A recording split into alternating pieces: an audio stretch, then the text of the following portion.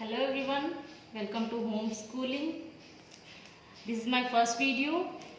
I have created this channel to help you guys to study at the safety of your home, at the comfort of your home in these tough times. So you guys are welcome and hope we will do some good work together. So let's start. We will start from the subject accountancy.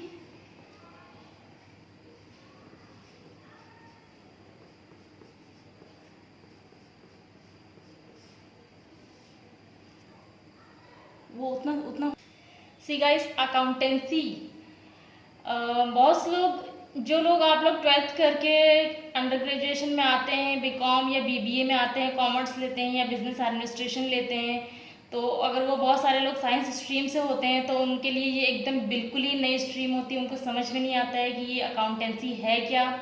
तो basically Hindi में अगर हम बात करें तो accountancy is बही खाता। That is आप अपने बिजनेस के लेन देन का जितना भी हिसाब रखते हैं, that comes under the accountancy. So सबसे पहले हम ये देखेंगे कि अकाउंटेंसी है क्या और अकाउंटेंसी में क्या क्या चीज़ें कवर होती हैं।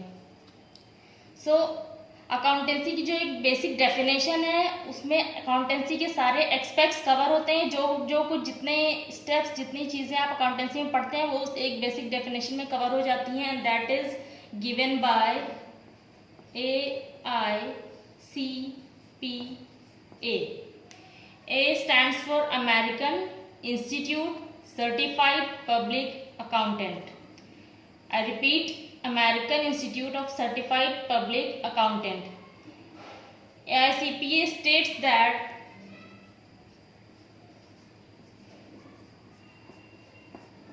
accounting is the art of accounting एक आर्ट है of what? Recording. And this is the first step that we do under accounting: recording, and then classifying, and then next step is summarizing,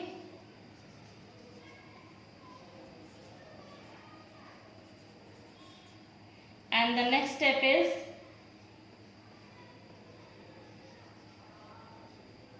interpreting the result. So recording is related to journal. तो जो हम recording करते हैं transactions की, accounting is the art of recording, classifying, summarising and interpreting the result. So हम जो transaction accounting एक जो सब्जेक्ट है उसमें सारा लेन देन का हिसाब रखा जाता है। तो लेन देन is called in English transaction. तो जितने भी ट्रांजैक्शन हम अपने बिजनेस में डेली बेसिस पे करते हैं वो हम जर्नल में रिकॉर्ड करते हैं। तो recording relates to journal. And the next step is classifying.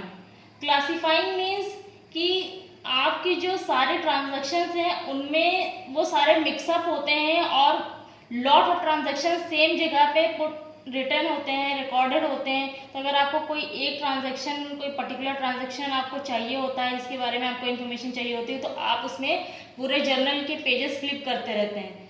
तो ये प्रॉब्लम बिजनेसमैन को आती है, तो इसकी वजह से उनको वो टाइम कंज्यूमिंग होता है। तो इसका सोल्यूशन ये है कि उन्होंने जर्नल को क्लासिफाई कर दिया है लेजर में। उन्होंने एक नई बुक मेंटेन की है जिसको कहते हैं लेजर।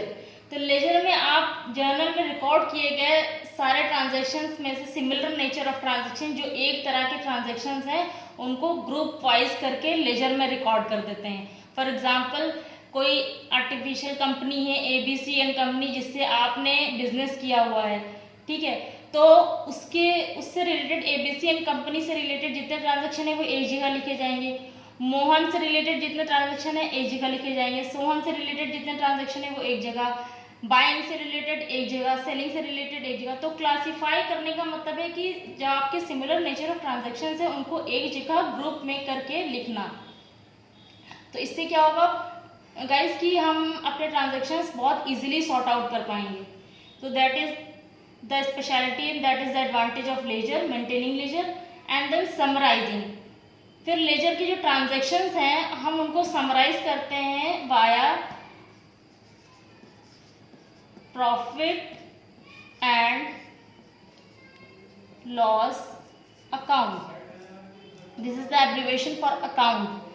तो प्रॉफिट एंड लॉस अकाउंट क्या है कि हम अपने बिजनेस में जितने भी डेली बेसिस पे ट्रांजैक्शन करते हैं उनको समराइज हम प्रॉफिट एंड लॉस में करते हैं कि हमारे जो पूरे ट्रांजैक्शंस हैं उनका एंड रिजल्ट क्या है, उनसे मुझे प्रॉफिट हुआ है, बिजनेस को प्रॉफिट हुआ है या लॉस हुआ है। तो वो हम profit and loss account maintain करके असरटेन करते हैं।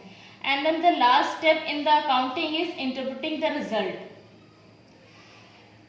सो ये लास्ट स्टेप है, इसमें हम बैलेंस शीट मेंटेन करते हैं। बैलेंस शीट में क्या होता है कि जो प्रॉफिट हमने अर्न किया या लॉस इनकर किया अपने बिजनेस में उसके बारे में उसको ट्रांसफर किया जाता है बैलेंस शीट में।